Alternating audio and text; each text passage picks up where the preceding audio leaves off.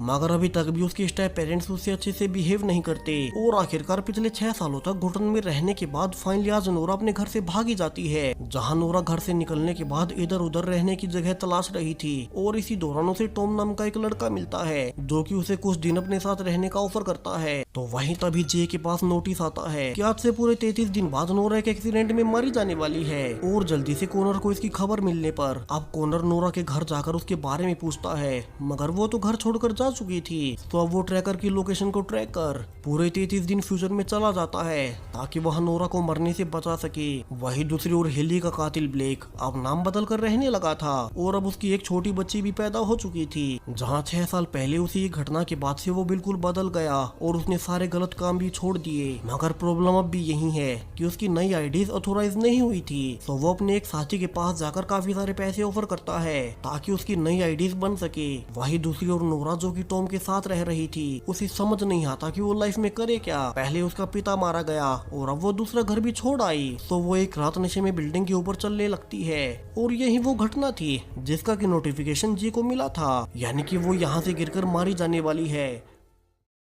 मगर चूंकि उसमें वो ट्रैकर लगा हुआ था, तो इस बार कॉनर पहले ही आकर उसे गिरने से बचा लेता है और शांत करने लगता है। हालांकि नोरा इससे भी हैरान थी कि इस आदमी को उसका नाम कैसे पता, जहां से कॉनर को उसे सारी सच्चाई बतानी ही पड़ती है और वो इसे ये भी बताता है कि उसे फिर से उसकी सारी मेमोरीज मिटानी होंगी, वरना तो अगर उसकी एजेंसी को पता लगा तो वे उसे छोड़ेंगे नहीं। तो कॉनर फिर से नोरा के मेमोरीज को मिटा ही देता है। मगर अब जब कुछ दिन बाद नोरा घर पर अपने दोस्तों के साथ ही थी, तब उसे एक सीक्रेट पार्सल मिलता है जिसमें कि एक फोन था और उसमें मैसेज आया हुआ था कि क्या उसे याद है कि उसकी मेमोरीज मिटाई जा रही हैं। सो नोरा जल्दी से उसी नंबर पर फोन करती है और पता करती है कि असल में ये तो कोई जैक है और वो कहने लगता है कि उसके पास नोरा की सारी ही मेमोरीज है और वो उससे उसके बताए एड्रेस पर मिलने आए। सो नोरा तभी अपनी दोस्त के साथ जैक के बताए एड्रेस पर जाती है, जहाँ की वो देखती है कि एक एजेंट कहीं से टाइम ट्रेवल करके वहाँ पर आ गया और कहीं भाग गया। सो जैक फिर से नोरा को फोन कर कहता है कि यही तो वो उसे दिखाना चाहता था। दरअसल ये एक सीक्रेट एजेंसी है जिनके पास टाइम ट्रेवल की मशीन है और इसी एजेंसी के खिलाफ उन्हें मिलकर काम करना है और नोरा इसके लिए मान गई थी। तो वहीं लाइफलाइन एजेंसी में जे ने टाइम ट्रेवल से जुड़ी एक और नई खोज कर ली थी और वो यही बताने ओनर नेथन के पास भी जाता है कि अभी अभी उसने एक नया फॉर्मूला खोज निकाला है जिससे कि वे पास्ट में भी टाइम ट्रेवल कर पाएंगे